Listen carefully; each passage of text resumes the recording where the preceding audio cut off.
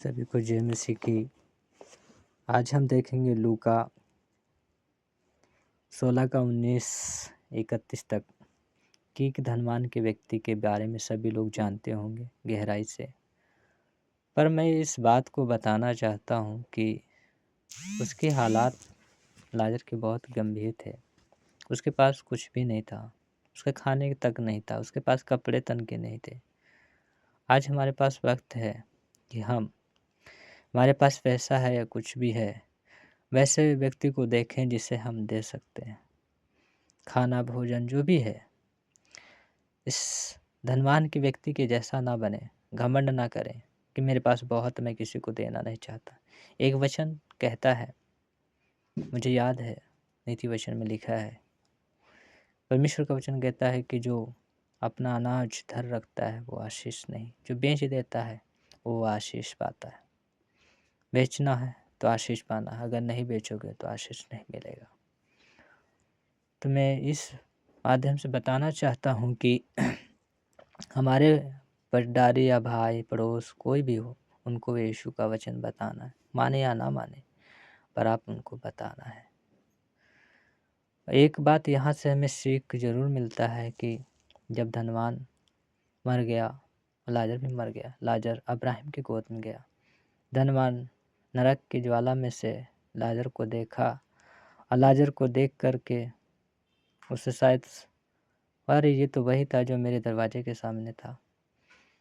तो ये ना सोचे कि मरने के बाद हमें दूसरा वक्त या दूसरा जीवन मिलेगा, ऐसा नहीं। बाइबल पक्ष बताते हैं कि मनुष्य का एक बार मरना और उसका न्याय होना नित्य है।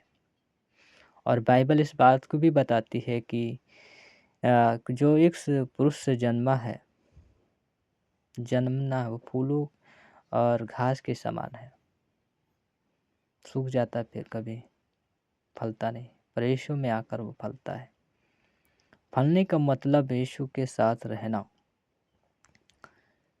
यीशु, इस बात को कहानी बाइबल बताती है, यीशु इस बात को बताया था, वहाँ रोना और पीसना और कुछ नहीं होगा।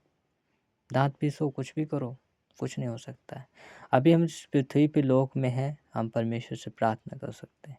लाजर और धनवान के व्यक्ति के बारे में पूरी अधिकारी से जानते हैं। जो मसीह लोग हैं, गैर मसीह लोग नहीं, उनसे भी यही रिक्वेस्ट है कि अभी भी वक्त है, संभल जाइए, अपने बुरे रास्ते से छोड़े और परमेश्वर की ओर बढ़े।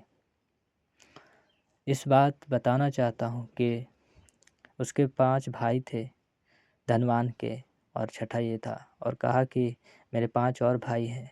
अब्राहम से विनती करता है कि मेरे 5 और भाई हैं, उनको बता दे, ताकि यहाँ जो तड़प रहा हूँ, यहाँ मेरे भाई आके ना तड़पे, ताकि वो लोग बच जाएं।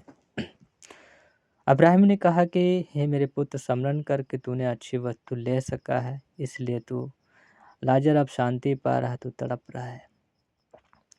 तो मेरे प्रियो, हमें किसी को तड़पते हुए देखते हैं तो हमें उसे बचाना है, ये नहीं कि मरने देना है, और हमें जहाँ तक मिले ज़रूर बताना है। इस बात को हम आपसे क्यों कह रहे हैं कि परमेश्वर के राज्य में कोई छोटा कोई बड़ा नहीं। मरने के बाद भी अब्राहम ने कहा, पुत्र समझन कर तू अच्छी वस्तु ले चुका है। शांति लाजर पा रहा था। कहते मेरे 5 भाई हैं, उनको भी बता दे। कहा कि अब अपनी जो मूसा की भविष्यवक्ता पुस्तक है उनके पास पढ़ सकते हैं, समझ सकते हैं। अगर मरे हुए में से किसी को भेज दूंगा तो भी नहीं मानेंगे। देखो, मरा हुआ व्यक्ति अगर हमारे पास आ जाए, अगर उसका कोई भाई आ जाता, 5 को बताता कि मैं नरक में तुम ना आओ, तो क्या वो मान लेते? नहीं। मरा हुआ व्यक्ति की कोई बात नहीं मानता है।